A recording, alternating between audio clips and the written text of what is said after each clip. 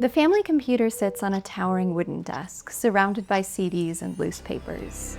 After getting home from school, you had dropped your backpack by the door and scrambled up the stairs. It had taken a little negotiating, but you've been granted 30 minutes of internet use. The dial-up is agonizingly slow to connect. Its loud and discordant tone feels like an announcement to the household that you are now tying up the phone line. When the browser finally loads, you race through your tasks. You feed your Neopets from the giant omelet, you check the news on Yahooligans, news being dinosaur facts, but best of all, you have a reply from your pen pal. You learn she has a hamster and her favorite color is purple. You barely have time to peck out a response when the call comes from downstairs. Time's up.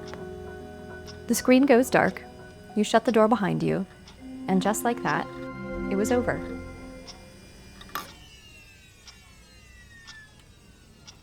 You never gave much thought to the act of logging off. It felt like turning off a light, a non-event. We didn't question the boundaries between spaces because we assumed they would always be there. We moved through rooms, we crossed thresholds, we arrived, and we left. The internet lived in a room, and that room had a door. It took a long time to notice when the door went missing.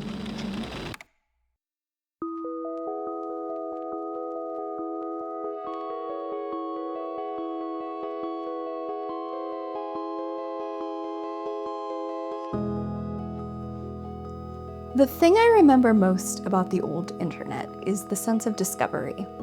It felt like stepping through the wardrobe, and everything on the other side was unknown. Parts of it were dangerous. You had to stay alert. Following one too many links down an unfamiliar path could get dark fast. But for all the danger, it was also magical. It opened a door that you didn't know existed. When the internet became more freely available, when it didn't require a screeching dial tone to connect to, I remember racing home every day to get online. I'd had trouble connecting in real life, but online I had made a network of really close friends. We had bonded over art, we drew characters and told stories together. Some of them are still my friends to this day. We've managed to make the leap into the real world, but most have vanished into the ether. We didn't use our real names. We didn't post real photos. There was nothing tying any of us to an identity in the real world. I've tried looking for some of the friends I've lost. I've tried hard. There's nowhere to begin. It's like tracking down a ghost. The future is you. Your passion. Your imagination. Your hard work. Hypnospace Outlaw is a puzzle game set in an alternate version of the 90s where the internet lives in our dreams. Literally, a headband worn to bed lets users surf the web at night. The story is environmental and largely non-linear, pieced together as you navigate pages on a retro web browser. There are hundreds of personal sites to explore across Hypnospace within themed zones. There are friendships and communities, rivalries and dramas. The world that unfolds feels genuinely alive, which makes it all the more unsettling when cracks start to show. Hypnospace takes heavy inspiration from real-world, now-defunct web hosting service Geocities.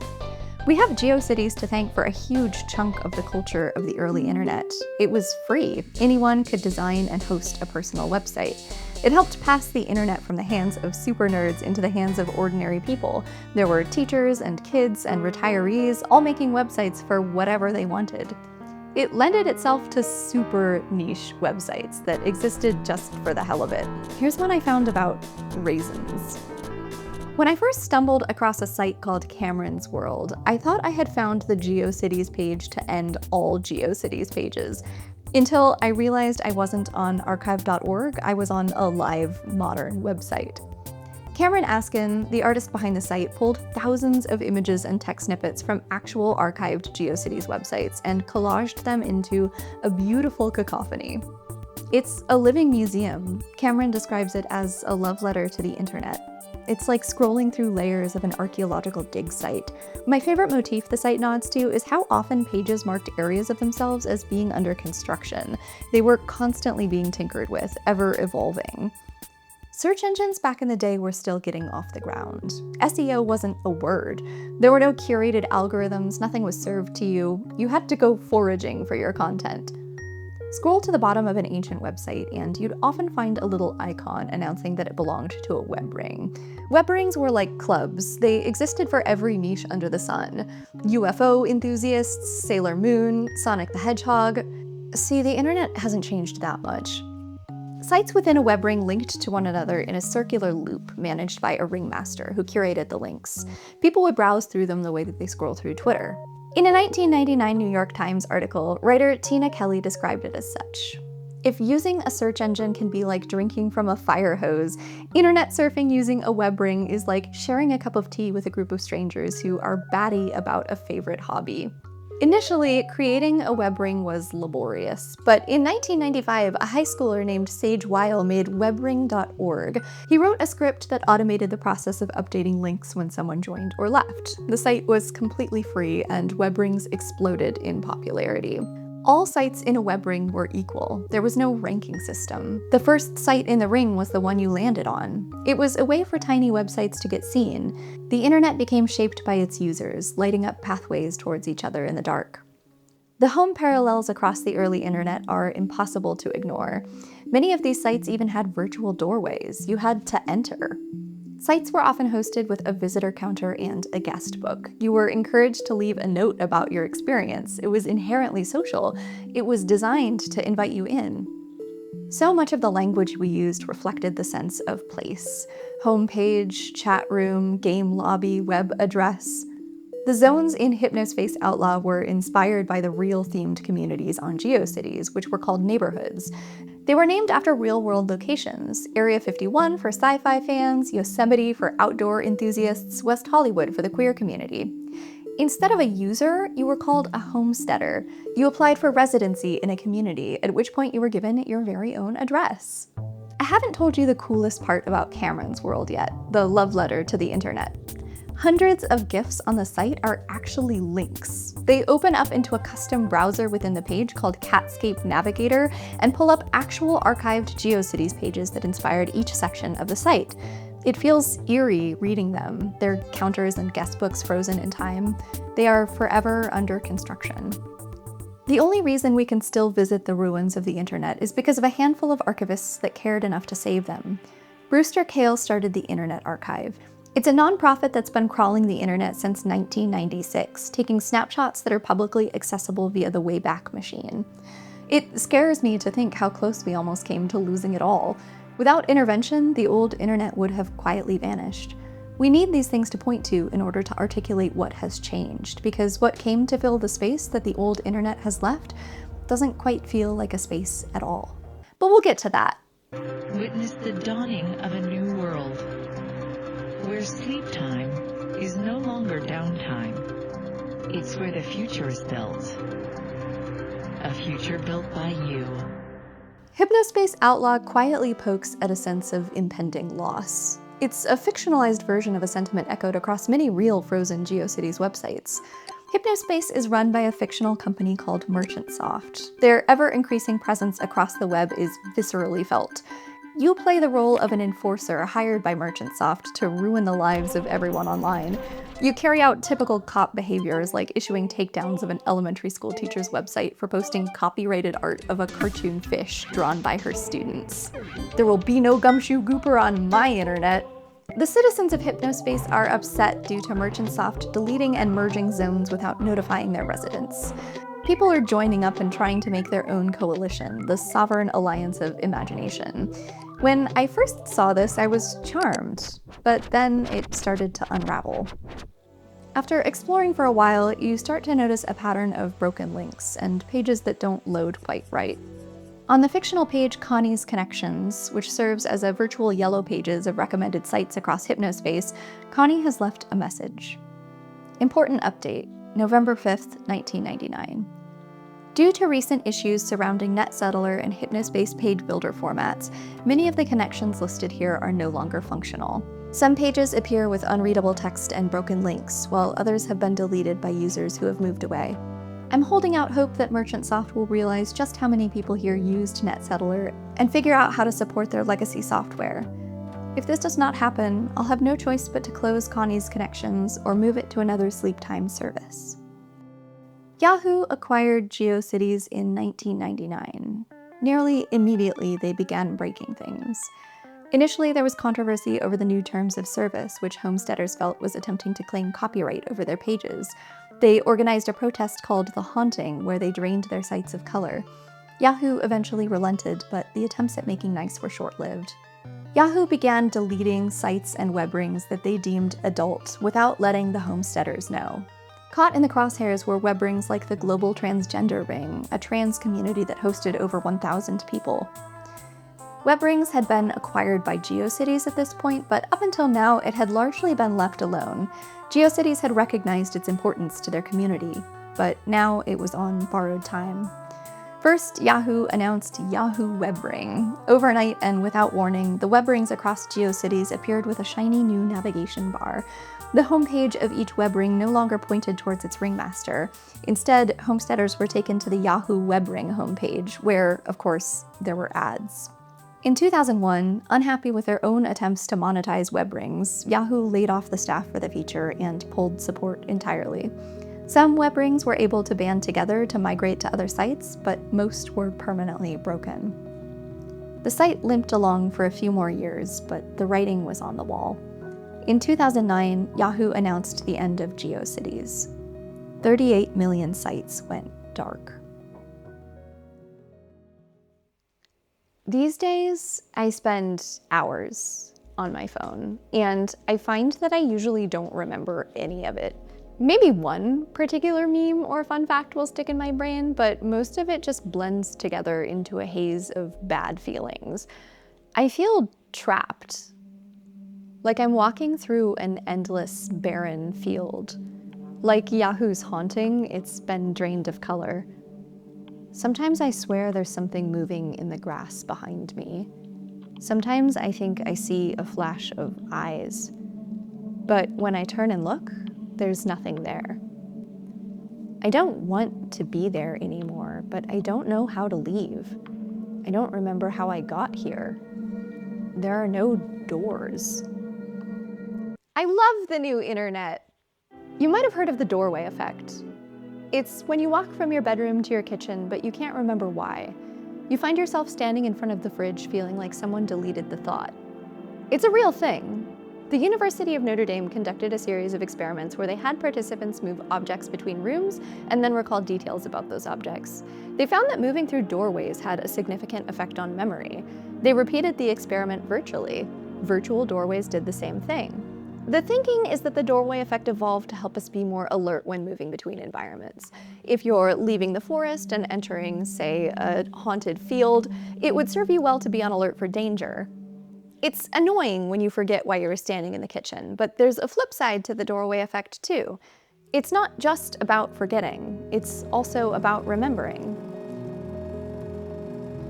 Our memories are episodic. They're not continuous streams, they're segmented by events and locations. Moving from one space to another is part of what signals to our brain that one memory has ended and a new one has begun. But what happens when there are fewer doorways? In 2006, entrepreneur Asa Raskin had an idea. Remember how web rings helped you navigate from site to site by clicking next? Most of the internet used to be built that way. There was a bottom to it. You had to choose to continue. But the new internet was in the business of making things seamless. We wanted things to move faster, be slicker, so Asa tried something different. He got rid of the next button. He created a bottomless pit. Today we call it the infinite scroll. It's on almost every website that you use. I often find myself pointing to the internet's lack of physical tethering as the reason for my ennui. The problem is that it's crossed too many boundaries. It's overstayed its welcome. The phone used to compete with the internet. Now they're synonymous. And the phone, too, has lost its physical tether. It, too, was once a shared device, which is now deeply private. We can't slam it down. We can't snap it shut. We can't close it at all. If we could just take the internet off of our phones and stuff it back into the family computer room, if we could turn it back into something that we visited rather than something that was always there, maybe then everything would feel the way it used to feel. Wouldn't it? We spend a lot of time blaming the modern world on the internet. Nobody is present, everybody's glued to their phones, we never just hang out anymore. Barnes & Noble used to have chairs. The world echoes the field, stark and empty. But if the internet sucked the whimsy out of the world, who sucked the whimsy out of the internet? The internet used to look like a McDonald's play place. Which one disappeared first? Asa estimates that the infinite scroll has increased the amount of time we spend on a website by 50%, which he believes is a conservative estimate. It was about the time that we were getting to be really successful at this that my stomach started to drop, Asa said. He began to question if what he was contributing to this world wasn't efficiency, but rather technology that, quote, tears us, rips us, and breaks us. Oops! I still vividly remember some of the sites where I used to hang out at 20 years ago. I remember the feeling of being there. I remember staying up late, talking to my friends, creating stories together, creating worlds. I remember learning that I was queer, putting a name to a feeling, and that there were others like me. The global transgender ring, the one that Yahoo wiped off of web rings, I originally found it on Cameron's World, and I was haunted by this passage. It's June 28th, 1999. 3 years ago today, I founded this web ring for a reason. I guess I'm idealistic enough to believe that education can overcome ignorance and discrimination. We are simply human beings whose perspectives cross the so-called gender line. I look forward to the day when gender and gender expression become non-issues rather than dreadfully serious ones. The old internet was a neighborhood of little houses, brimming with individuality. Houses that invited you in and welcomed your visit.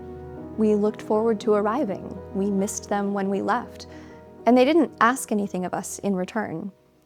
That feeling I have when I'm in the fields, the one that I'm being followed, hunted even, it's because I am. Silicon Valley is built on a profit model called surveillance capitalism.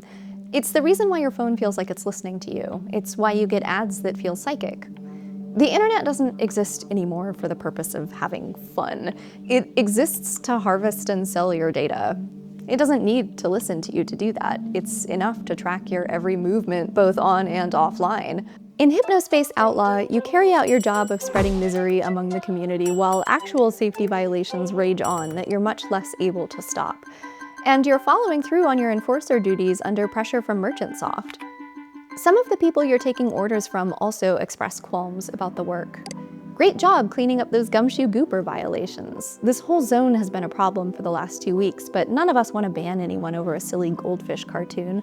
Hopefully they retreat soon. Asa Raskin of the Infinite Scroll made a mistake, but he did so under pressure to innovate. There are thousands of Asas across Silicon Valley today, people feeling qualms about the decisions that they're making.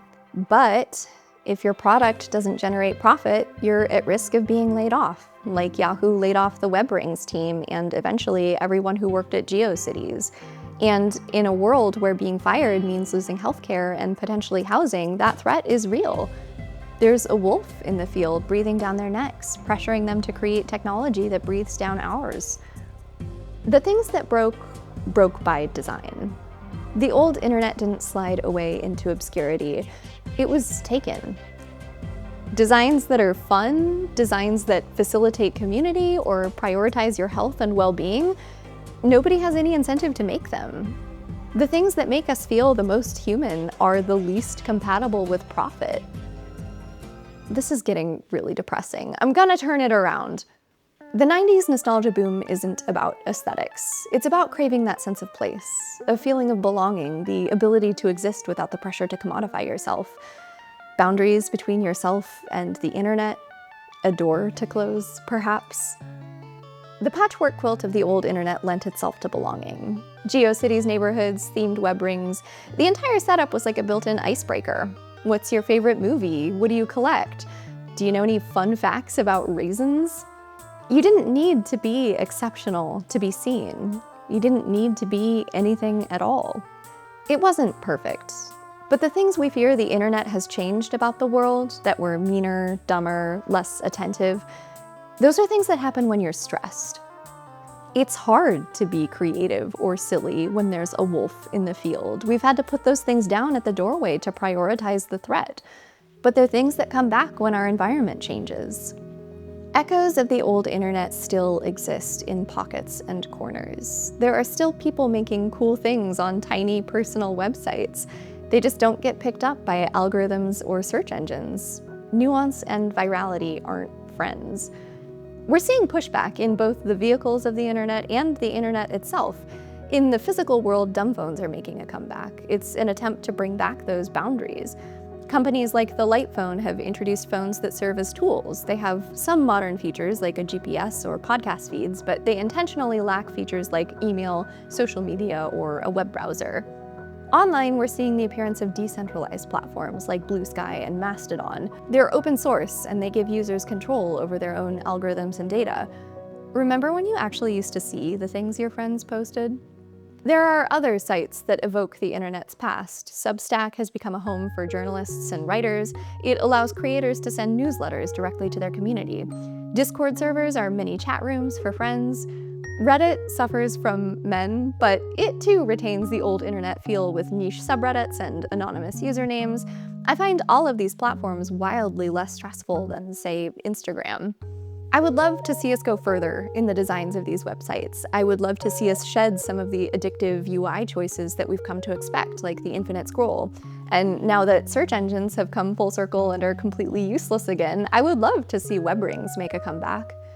And I think we're still missing opportunities for customization and a sense of true ownership. I think that the distinctiveness of some of these old sites served as a doorway or a threshold in and of itself. I'm certainly not going to forget where I am when I'm on a garishly yellow Peeps website. And yes, many of these design choices were not accessible or user-friendly, but I think there's a middle ground that we can find here between the Peeps website and optimization to the point of sterility. To be clear, when we're dealing with systemic problems, we need changes to the system. And until we have real legal protections against problems like surveillance capitalism, we're kind of swimming upstream. But that doesn't mean we can't swim. I spent so much time on inert, archived websites for this video that I was genuinely surprised when the world in Hypnospace changed. A character in the game actually published a promised update to their comic, and I was like, oh yeah, these pages weren't always static.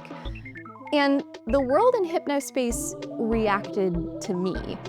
In a nod to the Geocities homesteaders repeatedly protesting against Yahoo, the people of Hypnospace rallied for the teacher I reported for posting Gumshoe Gooper. They shared icons of the fish on their pages in support, daring me to ban them. Despite being limited by the system I was working within, I still did my best to resist it. And like I said, there are a lot of people in Silicon Valley with qualms, ready to be swayed. I think one of the most hope-punk things we can do on the new internet is to make things with no point. Personal and unpolished projects, things that we're passionate about but that fit in no niche, things that are decidedly unviral and unprofitable. Humans are silly. We're creative, we're curious, and we're kind. We crave connection and community and authenticity. You can deprioritize these things in your algorithms and your infrastructures, but you can't take away something that's innate. The things we left behind at the threshold of the field are still waiting for us. They'll be there when we're ready to pick them back up. The homesteaders aren't gone. The ringmasters aren't gone. Those hobbies, those passions, they're not gone. The thing about homes is that they can be rebuilt. All we really need is a door.